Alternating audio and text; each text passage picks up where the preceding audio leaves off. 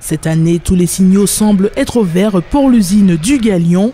La campagne sucrière a débuté le 19 février, objectif 55 000 tonnes, un chiffre encore loin des besoins en sucre de la population, une production donc insuffisante qui impose certaines mesures. Il existe bien évidemment des solutions, maintenant il faut trouver les bonnes pratiques, les bonnes méthodes. Parmi les solutions envisagées, c'est de trouver de bonnes variétés de cannes, des variétés productives qui poussent vite, donc qui étouffent les mauvaises herbes. Également réduire les temps de la récolte, c'est-à-dire aller très vite. Au lieu de faire une récolte sur 100 jours, peut-être la faire sur 60 jours pour nous permettre de profiter de la période sèche, de soleil, et nous permettre ainsi d'avoir des résultats financiers. La canne va bientôt participer à la production d'énergie.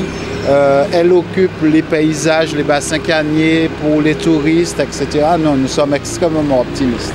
Depuis quelques années, la région apporte son soutien à la filière canne-sucre-rhum. C'est notamment le cas avec les pactes de sauvegarde signés avec les acteurs agricoles.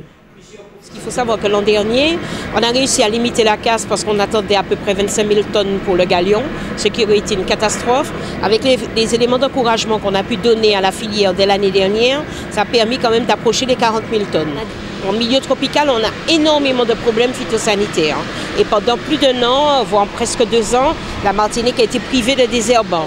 La canne a énormément souffert de l'enherbement, de l'herbarie, etc., qui étouffait les cannes et ne permettait pas en tout cas de prospérer en assez grand nombre et en assez grande qualité. Malgré un climat moins sec, la direction de l'usine se dit optimiste.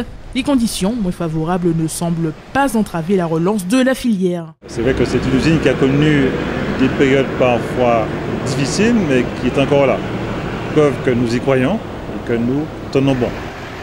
2015 sera l'année de la remontée des tonnages de canne, puisque sur les 5 dernières années, les tonnages ont été en diminution constante. Une campagne qui devrait inverser la tendance des dernières années, avec 100 000 tonnes prévues d'ici 2018. Parallèlement, le site du Galion compte développer une politique touristique et patrimoniale.